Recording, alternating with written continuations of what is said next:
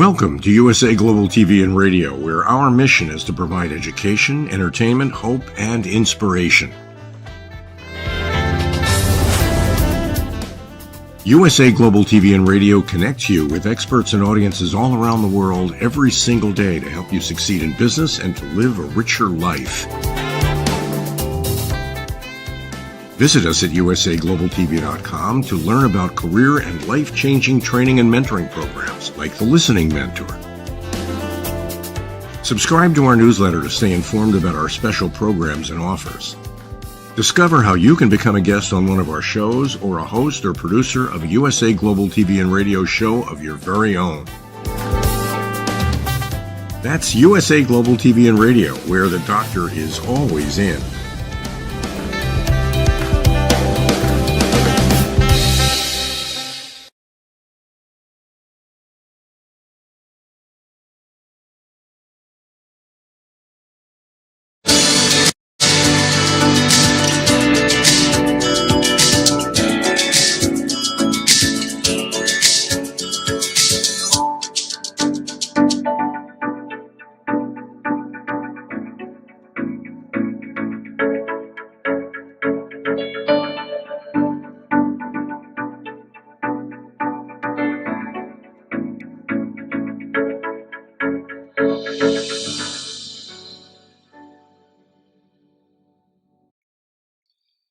Hello, beautiful soul family, and welcome to Weekly Wisdom and Insights, your home for spiritually guided transformation and empowerment.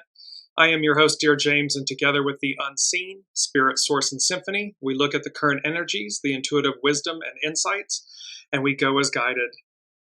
And par for the course, action-packed, a lot of information to cover, so we are going to just jump right in so that we get it all in fairly quickly.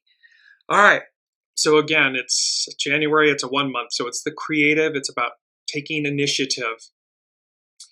It's master number 22, adorning, grace, and to accept. And it means that we adorn from the inside out. This is how we decorate our homes and so forth, but this is about how we adorn and walk with grace from the inside out.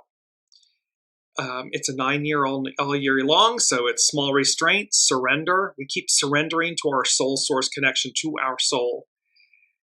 32, and this is about, and you will see against the astrological backdrop, this couldn't have been more perfectly timed. You don't reduce the number, the master number 22. So the 22, the 1, and the 9 become a 32. It's about duration, commit. This is about going the distance. And then the 3 and the 2 become a 5, nourished while waiting, patience. So as we look at these current energies, do so, because again, this is November, December of 2024, all the way through about the first half of May 2025. It's no joke. And 2025 itself, astrologically, the nodes of the moon are changing. Pluto has already changed and moved into Aquarius. The other 4 outer planets, the heavy hitters, are all changing signs 2025. We keep talking about this. It denotes there at the end of January, I believe, there's 7 planets that are going to line up one after the other. Boom, boom, boom, boom, boom. So there's all of this major energy. Welcome, Alicia. What we are looking at, though, and dealing with right now, in concert with all of that, is the SUN-PLUTO CAZIMI and the SATURN-PLUTO SEMISQUARE. I'll make sense of that in a second. So let's just look at the astro influences, the astrological influences. So on the 11th of January, the north-south nodes change signs. The north node is in Pisces, and the south node is in Virgo. There's one last aspect with an Aries, the node being in Aries, but that's moving out. On the 13th of January, Mars retrograde, out of bounds, is still opposite Pluto. So this is still going on, and it will be exact again on the 20th, I believe it's the 25th of April. On the 19th of January, the sun entered Aquarius. Just yesterday, 1/21/25. The Sun and Pluto are conjunct. That's a CAZIMI in astrology. It's where, in essence, when a planet is in the home or in the arms of the sun, it purifies and burns away. It's like the Temperance card. It's the planet in the furnace that all the impurities and everything gets burned away. What's amazing about this is they're both at 1 degree Aquarius, 42 arc minutes. And I found that incredible because, of course, 1 denotes new beginnings. 42 is that number that goes all the way back to ancient Egypt about weighing your heart against your soul against, or your heart against the weight of a feather. And it's the first time in 248, give or take, years that there is a Sun-Pluto CAZIMI in Aquarius. And then coming up on Sunday is the Saturn-Pluto semi-square. It's in effect, but it'll be exact on Sunday. The astrological influences theme with all of this going on, I'm going to bring up the astrological chart for this Sun-Pluto CAZIMI that took place on the 21st of January. It's paper dragons. And where you see the lines, so we still have kind of that zigzag shape-shifting, all the right moves view in the center of the astrological chart. But when you look at the blue lines versus the red lines, and immediately what came intuitively was paper dragons. The blue lines representing paper dragons. In Japanese culture, origami, which is folded paper into shapes, dragons symbolize wisdom, balance, power, and good fortune. Dragons have been a prominent symbol in Japanese culture for centuries. Paper cranes in Japanese culture symbolize hope, healing, and good fortune. They are often given to people during difficult times. And then we have this aspect known as paper tigers. And the paper tiger, the term refers to something or someone that claims or appears to be powerful or threatening, but is actually ineffectual and unable to withstand challenge. So these energies are all about this paper dragon, paper cranes, where there is still something beneficial. There is light, and you'll see it's in our main theme. While we work with the energies of a paper tiger, something or someone that claims or appears to be powerful or threatening, but is actually ineffectual and unable to withstand challenge. It's the wizard in The Wizard of Oz. They pull back the curtain, and there's just this human pulling levers and screaming and fire and all this stuff, but it's completely false, fake. And so this takes us into our main theme. Our main theme is, through the darkness, there is light. There is an absolute dark night of the soul going on. It's happening certainly, in the US, the world. It applies to everyone, this dark night of the soul. We're drawing a line in the sand. You're being seen. You're being counted. What are you at your center? Where are you in all of this? And Alicia is mentioning unable to withstand challenge. Who does that bring to mind?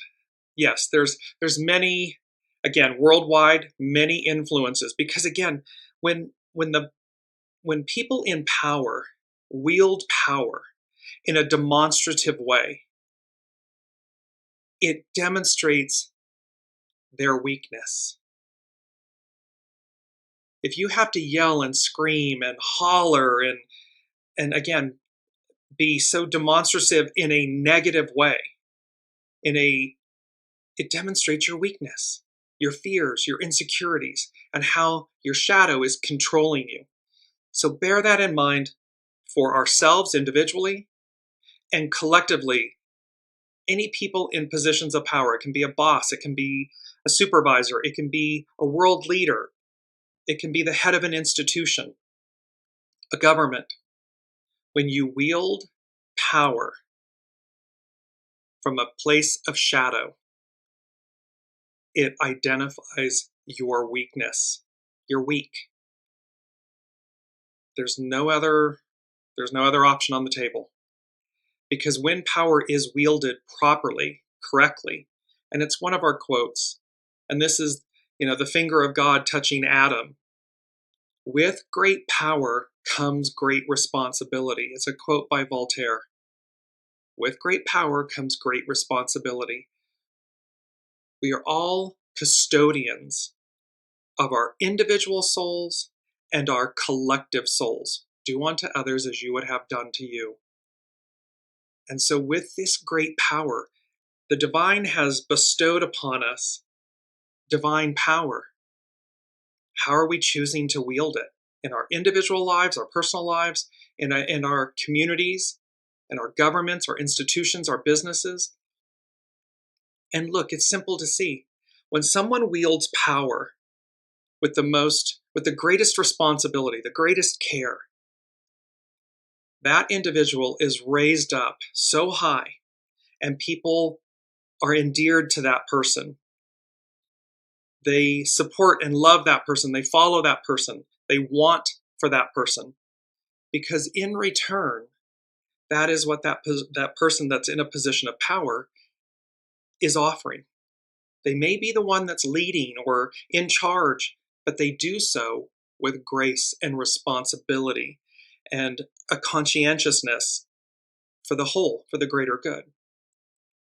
When it is wielded in the opposite, it's oppression, suppression, this false power, weakness. It only, that tips when the people, the Aquarian age, we the people, turn the tables. We, collectively, we hold that power. Not you, not one individual or 5 or 10, or we, millions and billions. We need only recognize that, and we need only wield it in a responsible way. So this is playing in, here's our main theme again, through the darkness, there is light. And in the image, it's winter, there's a lantern that's aglow. And this in the star that's, again, that eternal star, that eastern star that's guiding us. And it immediately brought in the Hermit card. The Hermit card in the tarot is represented by the sign Virgo. Its element is Earth, and its planet is Mercury, the messenger to the gods. So this is a message from the powers that be, from the all that is, the source, symphony, spirit. And there's a staff, and it's got the crystals growing up out of it. Crystals denote the amplification of intuition. The hermit means going within. And the lantern only illuminates the next step. It's not a Kluglight. It's not this floodlight that allows us to see the entire picture. Welcome, Kiki. It's not. It's about the lantern allows us to see the next step, each step that we're to take. Within the lantern is the star that illuminates the lantern. That star is the star in the star card. Its astrological sign that it rules is Aquarius. Its element is air, and its planet is Uranus, the higher octave of Mercury. So it's like the higher mind and the human mind, if you will. So here, Uranus expect the unexpected, but you see the beauty of this where it's again divine feminine, Aquarian, matriarchal, where she is 1 foot in the water, 1 foot on earth. She has the star with the other stars around her. It's the stars of the Pleiades. And she's pouring the living waters into the waters, into Mother Earth. You see all the beautiful flowers in the background. So this is about, and it's number 17, follow, be led, be the example. So This is higher mind, higher octave Uranus, the star that is in the hermit's lantern, guiding us. Very important during these times, because again, through the darkness there is light. This dark night of the soul, and you'll see in a minute, I'm going to bring this up when we work with Astrology by Lauren and North Point Journal by Pam Youngans, both incredible astrologers. That we're in turbulent times, massive change. And so this is setting the stage so that through the darkness, there is light. Remember that. Stay centered and grounded, because this isn't about, as we've talked about for many shows, years on end, this isn't about going backwards.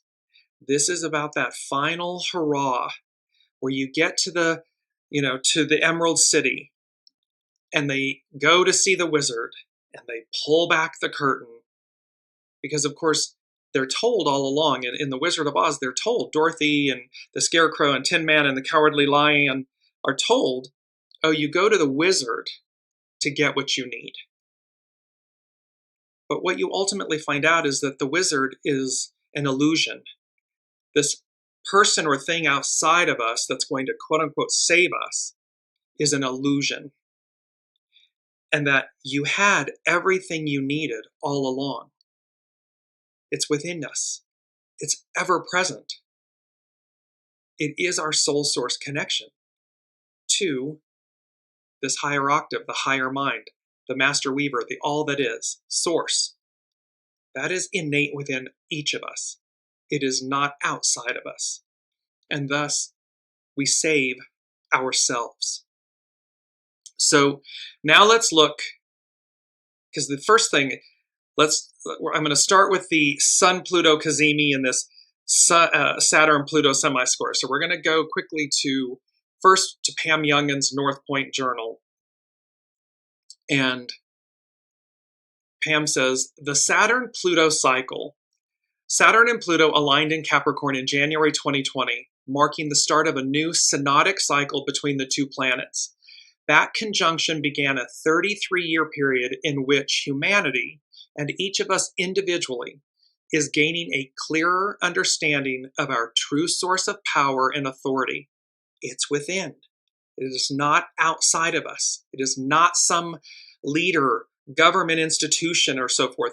The power resides within. The global crisis that began to unfold at the Saturn-Pluto conjunction has had great impact on all of our lives. Events in 2020 and beyond tested our ability to maintain our inner strength while dealing with situations that were outside of our control. It represented the first phase of what ultimately will be a great dismantling of our reliance on external authority and of our human tendency to allow outer circumstances to determine our well-being. This is all about a massive course correction. This is all about bringing us back home. Dorothy wanted to go home. That's all she wanted. And as Galinda the Good Witch said, click your heels 3 times. It's always been there. You could have gone home at any time. It was within you. So where we have, in this Piscean patriarchal era, where we have looked at institutions and peoples and governments and so forth, again, to save us, where we've given our power away. And you'll see how this plays with Exodus 14:12 and Yahweh, the Israelite God, and Moses and Pharaoh, this giving away of our power, this not believing in something greater than ourselves that was innate within us. This is what this is speaking to. Pam goes on to say, Saturn-Pluto semisquare. Since May 2024, Saturn's the great teacher, and Pluto, the god of the underworld, who's bringing all of this stuff from the underbelly, from the underworld, up into the light. Not to become it, but again, like the temperance, that Sun-PLUTO CAZIMI, to transmute it, transcend it. It's not about becoming it, it's about transcending it. So here it is. Since May 2024, Saturn and Pluto have been dancing in and out of being semi-square. Squares are frictional aspects in astrology. So this semi-square, it's not a complete full square, separated by 45 degrees. This is the first significant hard aspect between the two planets since their 2020 alignment, and is thus challenging us to take the next step in reclaiming our innate sovereignty. This Saturn-Pluto semi-square is, again, not about beating us down and breaking us down to take the stuffing out of us and subjugate us. It's actually doing it so that we reclaim our innate sovereignty. I am. We the people. Any ways in which we stand down and hand over the reins of our lives to others are being challenged, especially if we give authority figures the ability to disempower us or else expect them to rescue us. So if we're expecting others to rescue us, or if we're disempowering ourselves, by doing so, we're giving authority figures our power. This Saturn-Pluto semi-square is saying, no, no, no, no, no. And so there's going to be repercussions. There's going to be, cosmic 2x4s. There's going to be tower moments. There's going to be reckonings and reconciliations. But again, how we get there is up to each of us. If one chooses to walk the path of reckoning, okay, I would highly suggest, and the unseen is highly suggesting, walk the path of reconciliation. And that reconciliation begins within. It is always an inside job. Pam continues, next Sunday, January 26th, the third and final Saturn-Pluto semi-square perfects. The first two aspects were exact on May 6th and September 25th of 2024. However, the effects of the aspect will be strongly activated much earlier in the week, since the Aquarius Sun is semi-square Saturn on Monday and conjunct Pluto on Tuesday. This is that Sun-Pluto CAZIMI. As we once again work with this Saturn-Pluto influence, we must ask ourselves, what limiting perspectives we are still holding on to that serve to convince us that power lies outside of us. The power lies within. And with great power comes great responsibility. And it is this, you see this major, major, major theme about our sovereignty, our power. How are we wielding it? Where have we given it away? Pam continues, with Saturn in submissive Pisces, where do we continue to play the victim or the martyr? Where are we not showing up? Where are we just complaining and being the victim or the martyr versus reckoning or reconciling our own truths? We are in control of our lives. We are the custodian of our souls, of our journey. And what choices are we making? There are no mistakes. It's all choices. Everything in life is choice. One choice after the other. A series of choices. Pam Youngins continues, and with Pluto in progressive Aquarius, in what ways do we resist or fear stepping into greater mastery? We have to face our fears. We have to walk through the fire. And I know, having done this, you will get to the other side of walking through the fire, the fear. And you will ask yourself, you will say to yourself, what took you so long? Because what you feared ends up being a nothing burger. What you receive on the other side of walking through the fire, of facing ourselves, is greatness, greater mastery. Pam Youngins concludes, this week, as we perhaps navigate another external circumstance that appears to be outside of our control, we have a choice. We could succumb to the old fear-based beliefs that tell us we are powerless, and thus dissipate our energy in blaming others. Or we might instead choose to actively dismantle those limiting interpretations of reality. It's an illusion. So we can see through the illusion and recognize our innate power and sovereignty. To help us in this process, we can acknowledge and tap into the only source of true power, the vast spiritual energy that lies within us, and allow it to both support us and guide our steps going forward. This is the lantern. Through the darkness, there is light, and it is demonstrated by the hermit. That lantern, the star from the star card, Uranus, the higher octave of Mercury, that is illuminating each choice, each step. It is not a Klug light, a floodlight that just shows us the entire picture. It is one that we must stay connected to, listen to, and go as guided.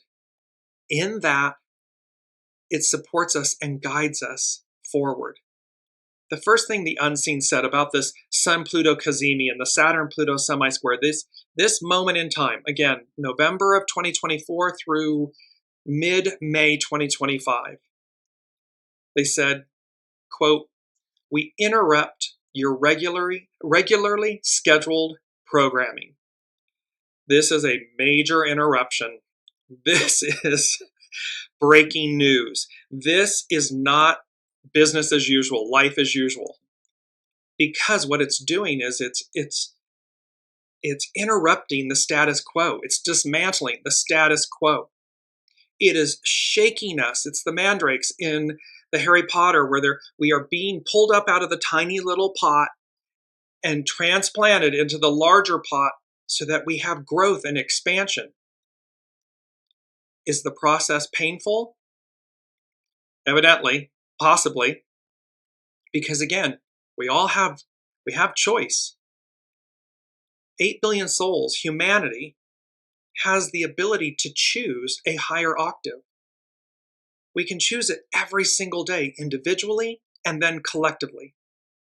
However, when it's our lesser angels that we are in concert with, that we listen to, then it creates guck and ick and goo. It is the underside that Pluto, the god of the underworld, is bringing up to say, here you are. Here's what you've created. Here's what you've chosen. Do you like what you see? And when the answer is no, then the next choice that the hermit is demonstrating with that lantern and the star is to choose differently. Choose wisely. Recognize your innate power, your sovereignty, connect to your soul source connection, and then go as guided. It's a higher octave. It will always be true north. It will always be a higher octave. Period. So we interrupt your regularly scheduled programming. And it came with the second from the unseen. The second thing was time to choose. Make a choice. A final choice. And this speaks to then, they said, about being on the right or wrong side of history. Humanity has faced this moment many, many, many, many times. Being on the wrong side of history means supporting actions or beliefs that are later widely condemned as immoral or unjust, suggesting that future generations will judge those actions negatively. Essentially, taking a stance that is considered to be against the progressive movement of society, the advance of society. Yes, that can be scary because it's unknown. Exodus 14:12, the Israelites. They know the beast, they don't know Yahweh, the God of the Israelites, that is leading them out of enslavement, leading them to freedom and advance, a progressive movement of society, and will be viewed So this essentially taking a stance, being on the wrong side of history is taking a stance that is considered to be against the progressive movement of society and will be viewed as wrong in the long run. It is always used in a negative way or connotation, implying that the person or group holding the stance is on the wrong side of historical issues. The phrase implies looking back on history and judging past actions based on current moral standards. So it's time to choose, make a choice, a final choice. Are you on the right side or the wrong side of history? Because again, ample evidence to look back and see the choices made by those that were on the wrong side of history. And history, peoples, the judgment is harsh. Because again, you're either lifting people up, do unto others as you would have done to you, right side of history, or you're tearing them down, demeaning them, oppressing them, suppressing them, victimizing them, wrong side of history. And this is proven over and over and over again. Kiki is saying, it looks like the bad guys are winning, but I have faith in Aquarius and or God. Yes, because see, it's an illusion. It looks one way, but nowhere in history, look back at it, recorded history, all the way back to the Sumerians, the Egyptians. Where have we ever gone, quote unquote, backwards, back in time? Never. Never.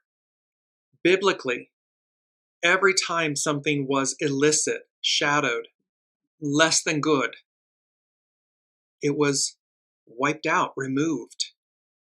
It didn't mean that perfection. It didn't mean that those that remained were quote unquote perfect.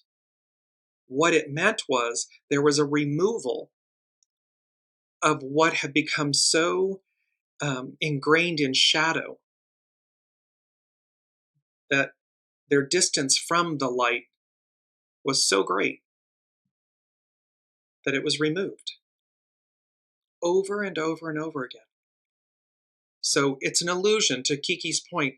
It looks like the wrong side of history, the bad guys, if you will, are winning. It's an illusion. However, it plays a part. Everything's purposeful. You want to see where everybody stands? We're drawing a line in the sand. You're being seen. You're being counted. Which side of history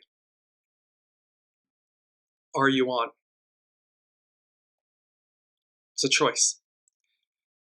So with that, we interrupt your regularly scheduled programming and this time to choose, make a choice, a final choice. Are you on the right or the wrong side of history? Because with this, the third thing from the unseen was Pendulum Swing. This was a show, and it was about Hark the Herald Angels Sing. That was a show back on April 24th of 2024, 4/24/24.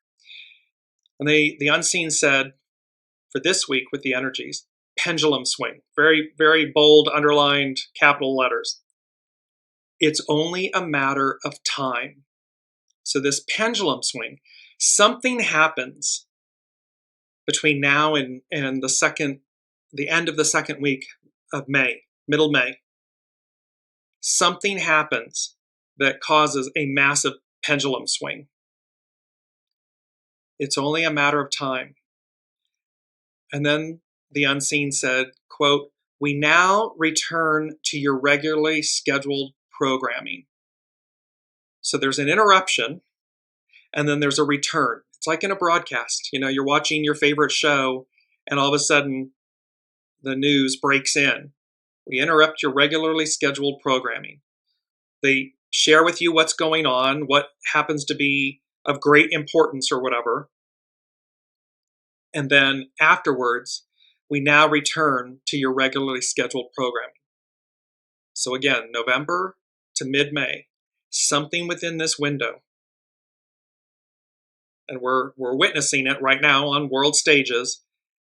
However, there's going to be a pendulum swing. How that occurs, what that is, but again, Uranus, higher octave of Mercury, all of these major planetary movements, all of this, the nodes changing, this planetary lineup of 7 planets, as above, so below. These are major activities occurring. So again, walk with grace. The Hermit is all about internal action, internal listening. You're going as guided, your intuition. Harness it, stay in the eye of the hurricane.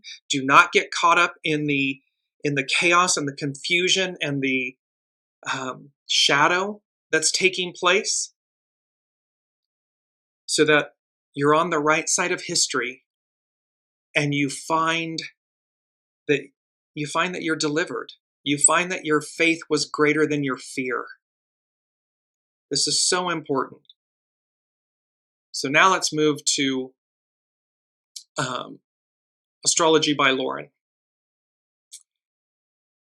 And her title for this week is On the Edge, Saturn Semisquare Pluto.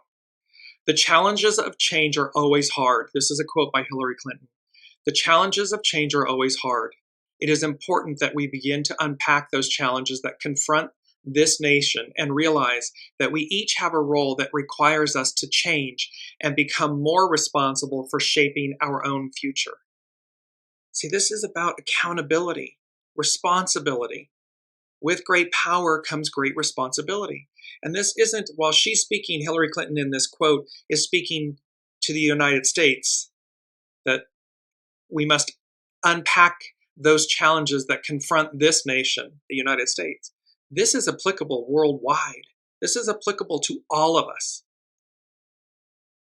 So Lauren continues. One of the prevailing transits of the latter half of 2024 and the first few months of 2025 is a semi-square between Saturn and Pluto, which is exact on January 26th. It is one of those so-called minor aspects that we often will ignore, but simply won't go away no matter how much we pretend it isn't there. The Unseen talked about, all of this is just coming at us, like full frontal coming at us. You will not be able to turn away. It's information overload, but it's uncovering, if you will, all the shadow, all of the illicitness, so that the truth, the light, the truth prevails. It remains in the background of our lives, perhaps in the ways that we put up with things that annoy or even harm us, in the ways that we remain stuck by avoiding or pretending that there is no problem, because it is so much easier to do so rather than face the truth, or God forbid, change it. See, it's all about choice. Are the ostrich burying our head in the sand? This whole thing of like, fa la la la la, it doesn't exist and I'm going to ignore it, and that doesn't work. There's no hiding from this. And so again, is it reckoning? Is it the path of reckoning or the path of reconciliation? Choose. It's a choice. Time to choose. Make a choice, a final choice. Right or wrong side of history. There is an inference with this not so minor aspect that something is broken, ending, or on the verge of destruction. And we cannot ignore it any longer or pretend it will just go away. It needs fixing, if it's not already too late. So again, we get those warnings in our individual lives and in our, unity, the whole of the whole. The unseen is giving us the flashing warning lights. It's all given to us in knowings, in experiences, intuition, gut. Then it gets louder. Then we get flashing red lights. And eventually, the unseen just pulls out the cosmic 2x4 and just whacks the crud out of us. So whether it's individual, that we're avoiding something, ignoring something, or collectively, it's about something's broken, something's ending, something's on the verge of destruction. We cannot ignore it any longer. We can't pretend it'll just go away. It requires fixing, transmuting, transcending, if it's not already too late.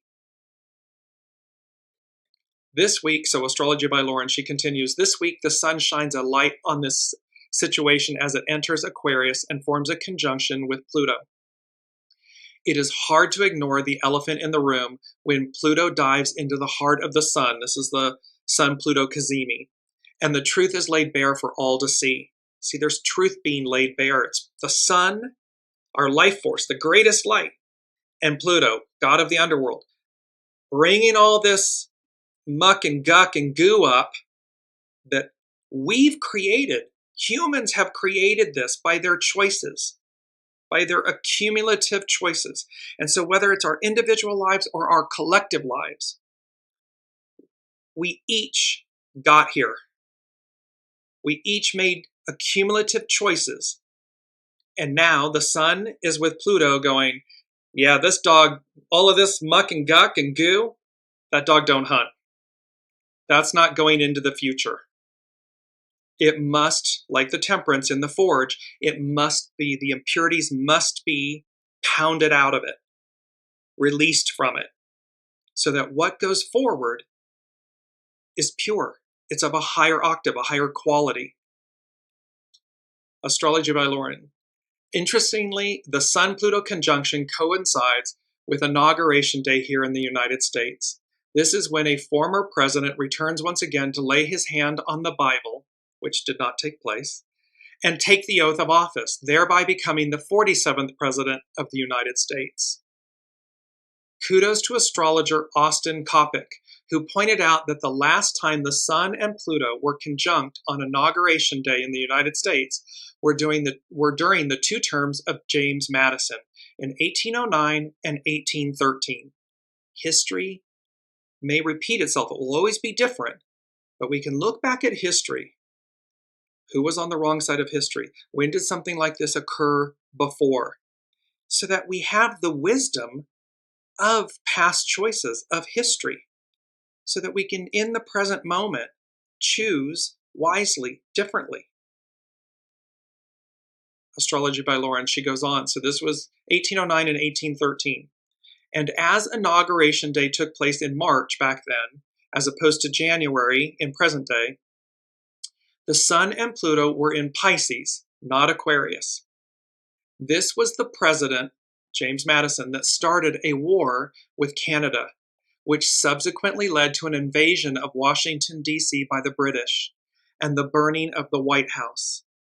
All would be rebuilt again, but the symbolism of that destruction and subsequent rebuilding is starkly Plutonian. So again, here we are, where this is, as we've talked about, this is about 555, major change. This is where we are. This is the energy of the time. These are turbulent times. This is an image that Astrology by Lauren is using. Here's the globe of Earth bouncing on stormy waters, turbulent times, and tower moments. Where are we cleaving to the past? Tower moments can be both perceived as positive or negative. Ultimately, they are divine and neutral, period. However, how you experience a tower moment, is the cosmic 2x4, is it a path of reckoning, or is it this joy of the tower moment, something that propels you forward, and it's a path of reconciliation with yourself, with the divine, with your soul source connection. This is where we find ourselves. This is the moment we're in. This dark night of the soul, turbulent times, major life changes, as above, so below, all of this change. How we experience it is up to us, individually, collectively. So Lauren continues, breaking down the Saturn-Pluto cycle, we know that Pluto has to do with power, pure, unadulterated power. Who has it? Who owns it? Who wields and leverages it? Pluto also has to do with transformation, rebirthing, rebuilding. Saturn, on the other hand, has to do with authority, leadership, the infrastructures of a society, its laws and its mandates. Saturn-Pluto times are often indicative of shifts in power and control. For Saturn represents the status quo, and Pluto dares to transform these. So again, When you wield power from a place of weakness, fear, you can yell and scream and be the raging Wizard of Oz with the smoke and the fire and the booming voice. And when you pull back the curtain, the emperor has no clothes. It's an illusion. And it reveals your profound weakness. If you don't know something, ask. Lead with integrity. Lead with care. Whether it's in your home, whether it's with yourself, whether it's you're a supervisor or a manager or a CEO in a company, or you're the president or the prime minister of a country. Lead. With great power comes great responsibility. Lauren continues. Also due to the karmic nature of both planets, Saturn and Pluto, the Saturn-Pluto cycles will show us the consequences and spawn of neglect, greed, and selfishness. Natural disasters can be exacerbated by selfish self-interest and self-preservation, while those who are already powerful and wealthy seek to further enrich themselves. These planets are historically associated with suffering and fear, especially when we indulge their shadow expressions, and thus can wreak far-reaching global consequences as a result. That includes things like refusing or avoiding taking the necessary actions that can mitigate the effects of climate change. So again, if we're burying our head in the sand, if we're just ruthless with our choices, if we are not acting with and wielding power with great care and responsibility, it's the shadow elements. It's all happening for a reason. It's all happening to show us ourselves, our choices. So again, whether this is individual in your individual lives or collectively, world over, 8 billion souls, the truth is laid bare. We cannot turn away from it. And at this moment in time, we can't turn away from it, because it is such a major transition in Earth, humanity's structure, timeline. So again, the guck and the muck and all that shadow stuff from Piscean patriarchal era cannot and will not go into the matriarchal Aquarian era. Will not. So there's no hedging, there's no, negotiating and bartering and so forth. And this is true individually. This is true of any business, institution, government. It cannot and will not go into the new. Lauren continues. On the other hand, these planets can also bring something of a reality check, which can be a good thing. Wherever these planets are falling in your natal chart, your birth chart, are areas in your life that require greater honesty and integrity. So where Saturn and Pluto are in your respective chart, you will see those houses, what they represent, 1 through 12. You can look to see what do those houses represent, and this will be an area in your individual chart where it will require greater honesty and integrity, greater truth, greater reconciliation. There may be some hard truths and difficult decisions to be made as a result, but the greater your integrity and the more honest you are with yourself, the more likely you will prevail. Because this is all about truth. It's all about truth and purity and justice and reconciliation, no matter how you choose to experience it. On its divine neutral level, that's what it's for. It's for you.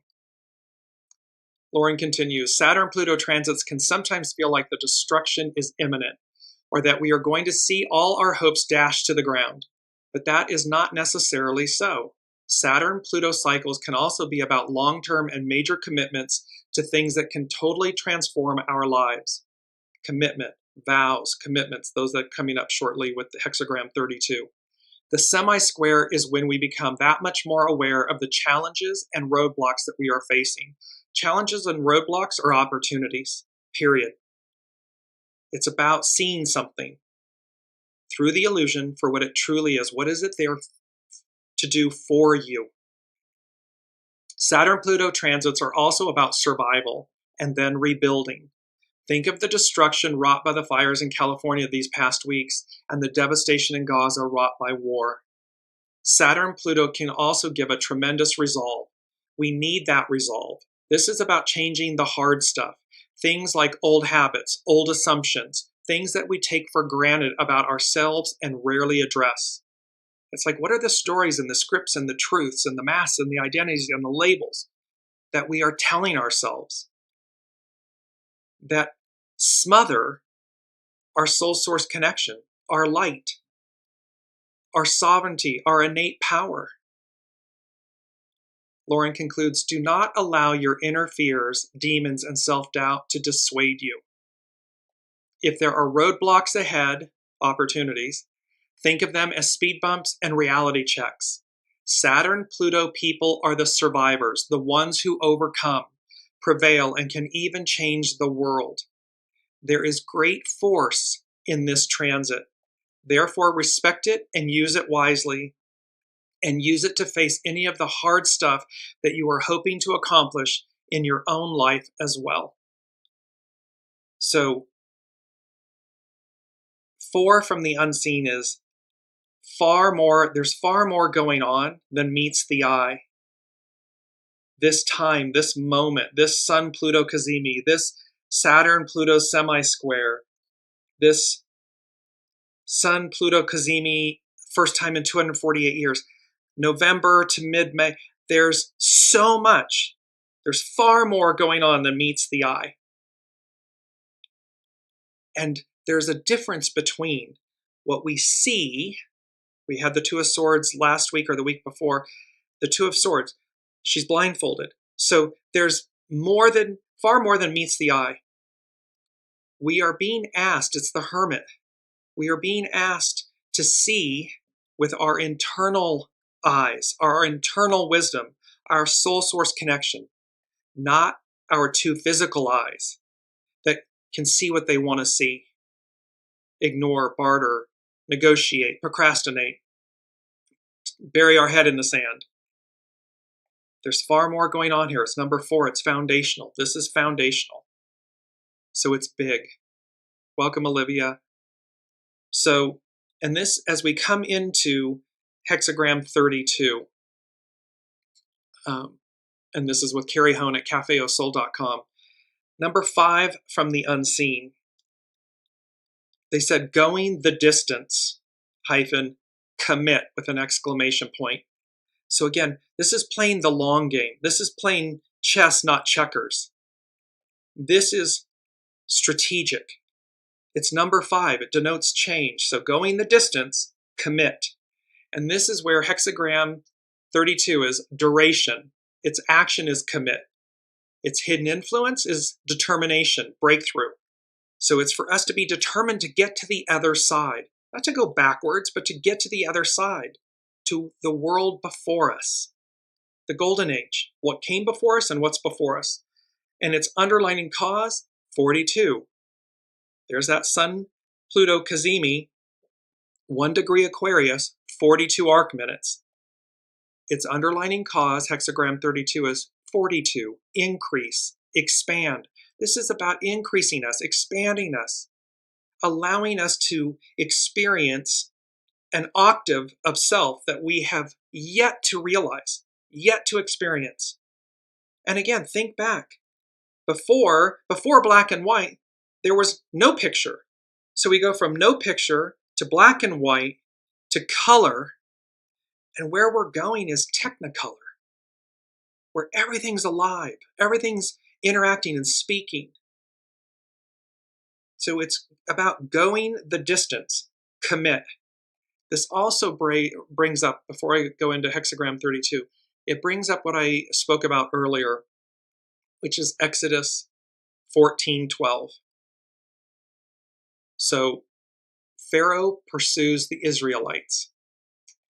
They, the Israelites, said to Moses, was it because there were no graves in Egypt that you brought us into the wilderness to die?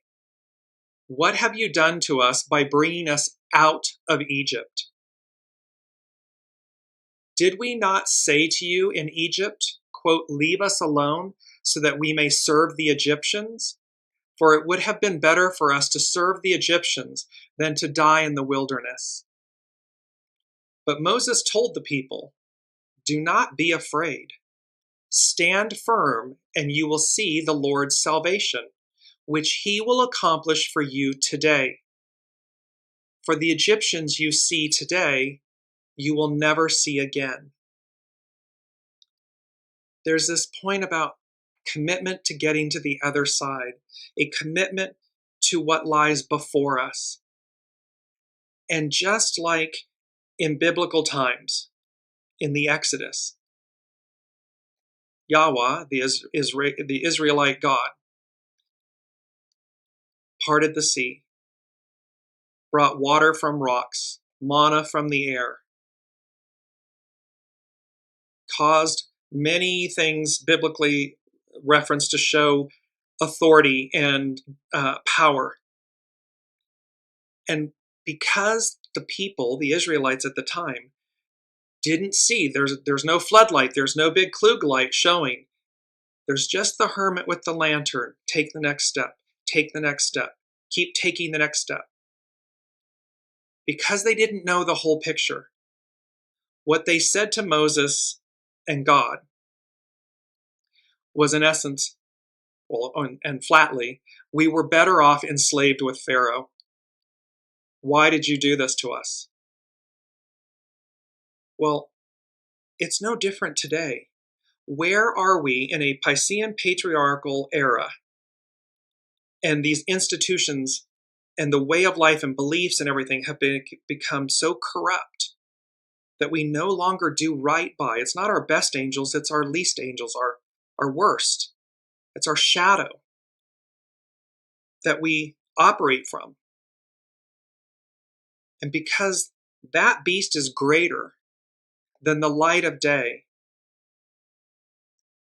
before us, many are choosing to say, no, I'm better off enslaved. We should think about that for a minute. Think about the fact that you are choosing, should you be choosing this, you are choosing to remain enslaved. When the moment, this moment, just like then at the time of Exodus, was a moment of liberation, freedom, opportunity, the land of milk and honey, expansion, a higher octave of ourselves. And all it requires of us, as it required then, is faith and trust and commitment. Go the distance, commit. Not to something outside of us, but to something that is innate within us. The truth that, yes, there's fear, but guess what? Is this it? Where you've been? Is this it? Or is there something greater? Is there something yet before us that will expand us, enrich us, illuminate our innate power and divine sovereignty in a matriarchal, Aquarian, we the people era? Hexagram 32, carry home, cafeosol.com. And the same commitment should be cultivated in the following way. And let me just back up for a second because there's two beautiful quotes. Commitment is the force of attraction that brings all things back to you. Commitment is the force. Astrology by Lauren is talking about the force of this time. Commitment is the force of attraction that brings all things back to you. And our second quote by Voltaire, that first one was by Carrie Hone. The second one is, "'Tis not the many oaths that make the truth, but the plain single vow that is vowed true." It's not all of this pontificating and, the truth speaks for itself. So it's not about the many oaths that make the truth, but the plain single vow to the truth that is vowed true. This is by Shakespeare. So again, we have this opportunity, we have this ability before us to reclaim our innate sovereignty, our innate power, our innate divine connection. And it is here, at this moment, we interrupt your regularly scheduled programming. Time to choose, make a final choice. Because there's far more going on than meets the eye. And so here with hexagram 32, the nuclear trigrams, the interior lines of the hexagram, of the trigram, so the nuclear trigrams of the joyous lake and the creative portray firmness in joy. Firm in joy, you will experience the joy of discovery. The image of two broken pieces of pottery that fit together perfectly suggests that partnership formed at the threshold of perspective. So it suggests the partnership formed at the threshold of perspective. How do we see things? Commitment is the force of attraction that brings all things back to you. Commitment gives durability to the changes. Nature is composed of phenomenon that arises from the unseen or hidden movement of something deeper. There's far more going on that meets the eye. Thunder is the explosive sound of expanding air when heated by lightning. Wind is the movement of air when hot and cold pressure systems collide. Although you cannot see the greater force, you can observe its effects in what unfolds. This is how a commitment or trust in the way gives durability to that which is to come. It's a fait accompli. It's about moving forward. It is about where we are going, not where we've been. We harness the past to guide ourselves. It's like the rear view mirror in the car. We don't drive backwards. We harness the force, the power, the benefit of the rear view mirror, the side mirrors, to see what's behind us as we navigate, drive forward. Carrie Hone continues, benevolence is an unconditional appreciation for what is and keeps you open. Union brings two things together to make them one. Self, ego, mind, personality, soul, source, connection. So that it brings these two things together and it keeps you kind and benevolent and open.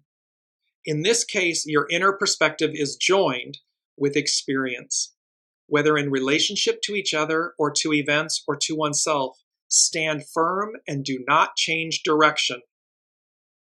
Embodied in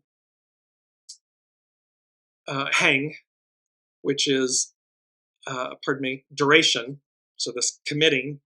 So embodied in duration is the idea that although things come to a conclusion, there remains a quality that is enduring.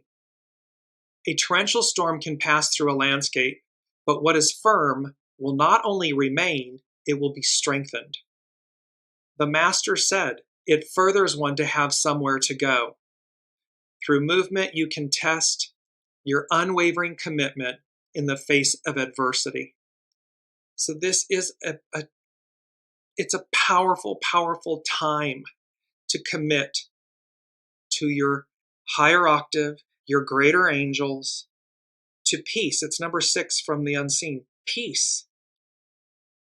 Make a commitment to peace, to a higher ideal, to what lies before us. Because again, history will judge this time, this moment. It will judge us, and it will define whether we are and were on the right or wrong side of history. The journey may be painful. However, Source, the all that is, the unseen, Spirit, Source, and Symphony, angels, guides, they're with us. And they're literally calling us and drawing us forward. to a world of our creation, of our imagination. And the old, all that goo and guck and grime and illicitness and all that stuff, all that shadowy stuff, it's not going into the new. That's where we are. This is where we find ourselves. And let me just conclude. Our key word and key phrase is righteousness and righteous indignation. And righteousness, the quality of being morally right, true, or justifiable, acting in accord with divine or moral law, a feeling or way of life that is all about doing the right thing. Do the right thing. It's not hard. It requires commitment. It requires going the distance. It requires faith and trust. Because you'll know when you're being deceptive. You'll know when you're doing something less than that. And righteous indignation, anger that is primarily motivated by a perception of injustice or another profound moral lapse. A feeling of anger or shock that is motivated by a sense of injustice or moral wrong. Strong feelings of anger when one thinks a situation is not morally right or fair. This all has to do with, so righteousness and righteous indignation, it all has to do with, are you on the right or the wrong side of history? What are the choices you are making in your life? What are the choices we are making as a collective? A group, a business, an institution, a country, industry leaders? What are the choices, and are they morally right and fair? Are you doing the right thing? Do unto others as you would have done to you. It's simple. And it all culminates Exodus 14:12. We have the opportunity to receive greatness, the land of milk and honey, this expansion, this greater arc of ourselves. We need only choose it. Until next week, I will leave you there. Very powerful, very, for me, very powerful. I hope, let me know in the comments, I hope it was equally the same for you. And I hope we all choose our higher angels, our higher selves, and keep taking one step right after the other.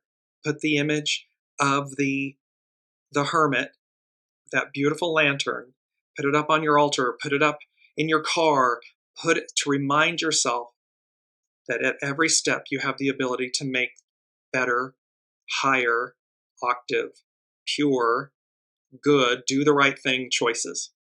Can't wait to see you all next week and see, because it will be the Chinese Lunar New Year, the year of the snake, and we will have snake medicine and so forth. So until then, be well, be kind, love you all, and we will see you next week.